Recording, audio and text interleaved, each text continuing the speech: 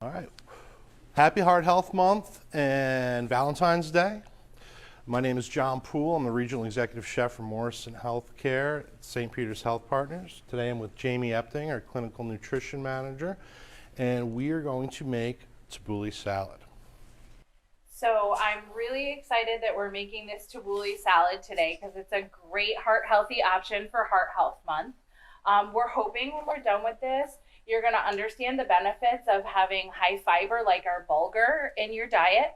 Also, some great ideas for low salt or salt-free seasoning to make your food taste good, and be able to plate up a healthy meal for your Valentine. Awesome. All right, so we'll talk about some of the ingredients today. The Tabouli salad is a popular Middle Eastern salad, often used in meze platters for a starter for a meal. So what we have today is we have our bulgur wheat, we have our fresh herbs, mint, parsley. We're going to add some green onion to that as well, a little bit of English cucumber, tomato, lemon, olive oil. We're going to season with a little bit of salt, black pepper, and cumin. And we're going to put this all together, and it's a really nice dish that you can make ahead. So let's get started. So we start off with a cup of bulgur wheat. That's cooked in about 1 3/4 cups, 2 cups of boiling water. That's going to balloon up into this. So once that's cooked, it's really important for safety that you cool it down. So just kind of put it on a platter or a plate, let it cool down in your fridge before we assemble it. So bulgur is a whole wheat or a whole grain, and it's really healthy and it's full of fiber. And we sometimes refer to this as a complex carbohydrate. So if you don't know what a complex carbohydrate is, those are our fiber-rich whole wheats and whole grains. So your whole wheats, your breads, and your pastas. And they take a much longer time for our body to digest than those simple carbohydrates, which is our white breads and cereals and pastas. And while they're going through our system, that fiber attaches to cholesterol and it removes it from the body for us, which helps with your heart health by lowering your cholesterol. Fantastic. And one of the other great things that it does is it stops in the gut on the way out, and it helps the growth of some of those good digestive bacteria. So not only does it help with our heart, but it helps with our digestion as well. Fantastic. All right, so let's get started. So here I have an English cucumber. For this recipe, for 1 cup, you'll need about a half of a cucumber. We'll just cut that in half. And then a lot of times when it's calling for a 1/4 inch dice, this is a pretty big piece. So let's break it down a manageable size so we can cut those nice dice.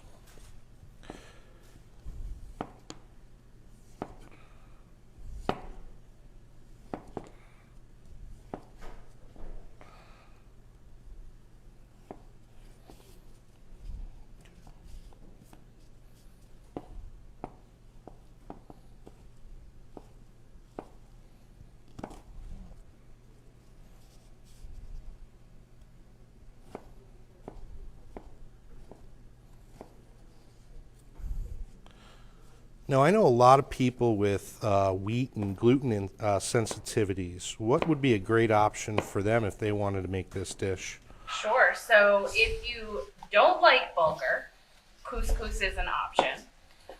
If you have a gluten allergy or a gluten intolerance, you could use quinoa to make this dish gluten-free. Awesome. And you can also play around with a lot of the other small wheats and grains to make this. It's really whatever you like to taste.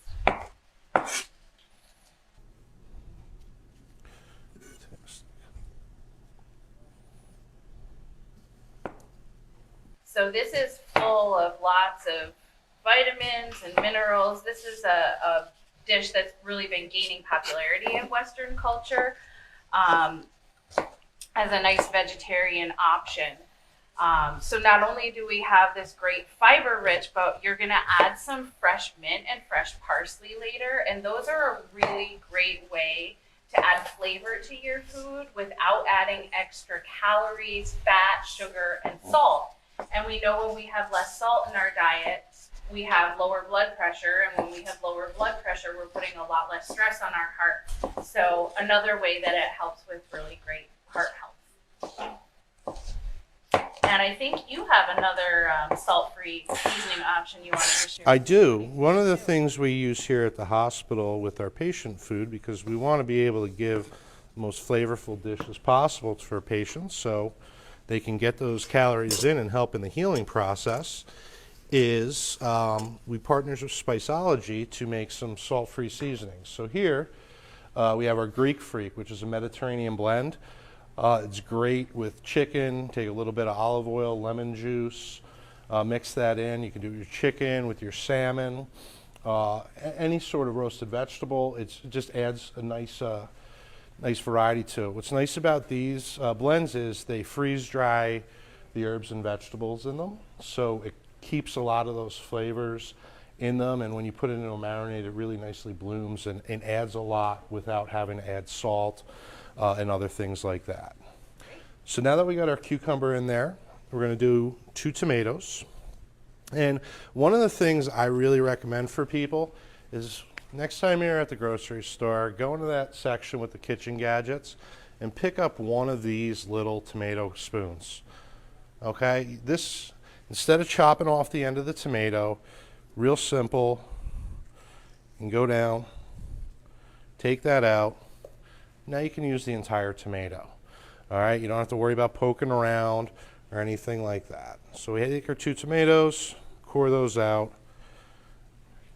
and then drop those off to the side.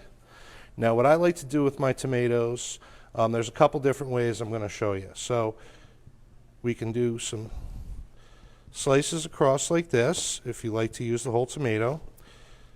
Some people are not a fan of seeds, and I'm going to show you that method next. It does add a little bit more waste. So we're going to take those, just slice them up, and dice through. Okay. So tomatoes get a lot of attention for their lycopene, which is a great antioxidant, and the attention they usually get is for preventing male cancers, but lycopene has actually also been linked to heart health. So tomato is another good option for your heart. So we diced up this tomato here. Some people don't like the seeds in the tomato. So what you can do with that, and while it does add a little bit more waste, it's a real quick method, still gets you beautifully diced tomato. You take it and you core the tomato very carefully. Start at the top and you just slice your way through, and that'll get most of the seed out for you, and then you can just flip over and dice. Typically I use the entire tomato unless I'm doing something like a bruschetta. You know, to me it's just fine that way. But some people don't like it. And ultimately, if you want to eat something, you're going to want to like it. So sometimes sacrifices to our tomatoes are made. And if you really want to prevent food waste, you could always take these leftover pieces of tomato, whatever's left of your scallions, and any other scraps, and you could make a nice vegetable broth out of them to use in recipes or soups later on. Which is what we'll be doing later today. Take those tomatoes. And I would recommend at home, instead of running your fingers across.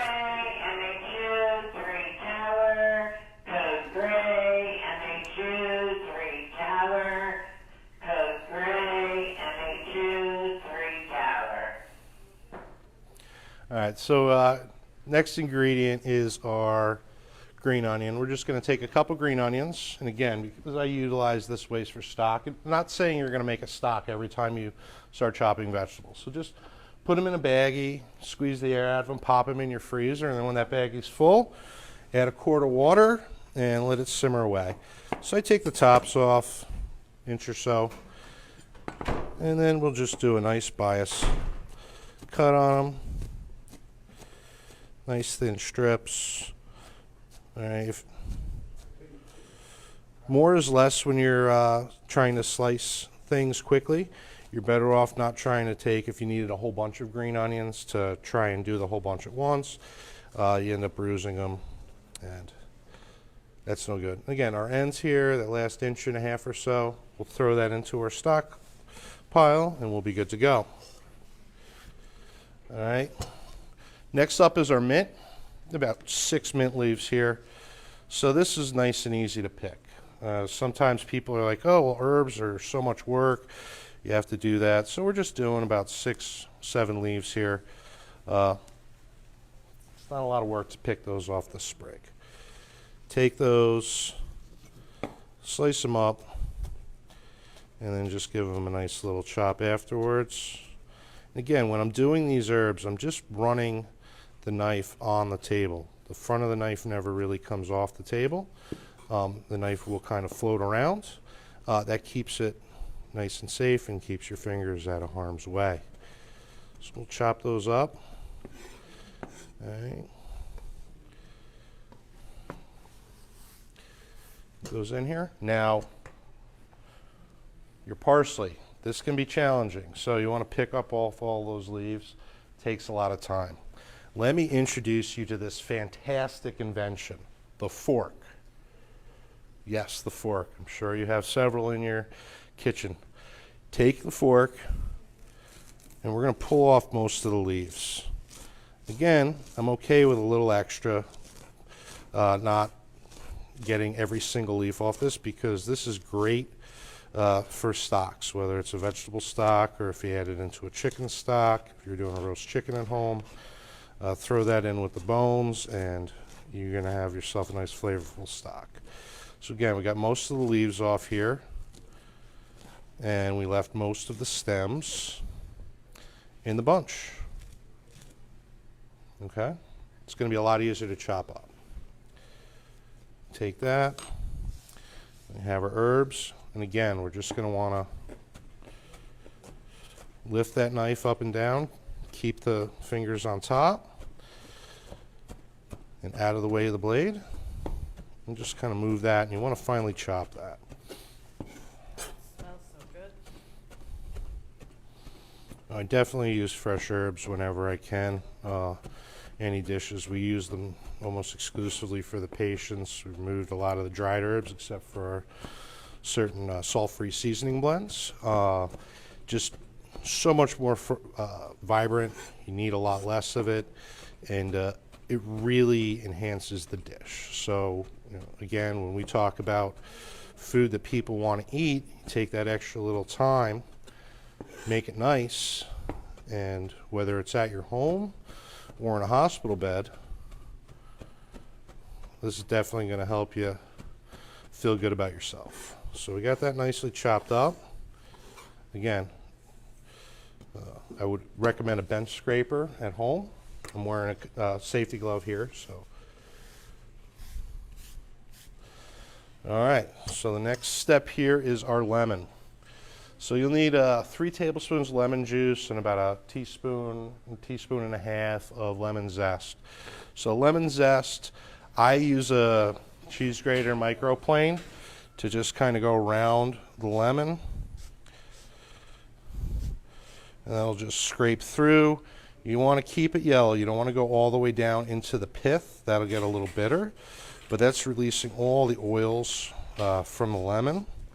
And while you're doing this, I'm giving it a little bit of a squeeze because I'm going to juice this lemon next. And that'll help you get the juices out. So you got this done. Give it a couple shakes like that. All right, and again, another little quick roll to get those juices out. All right, and these lemons do have seeds, so just take a spoon that's perforated and squeeze it right over everything, and that'll keep your seeds out. And 1 lemon will give you about 3 to 4 tablespoons of juice. So get those squeezed out. And we keep our seeds out, give it a little shake, and then off to the side. I'll keep that out of my stockpile just because it's not really what I'd be looking for. We have our seasonings here. So today I have black pepper, a teaspoon of salt, a teaspoon of cumin. We're going to just add that into the dish. And take a couple tablespoons of olive oil.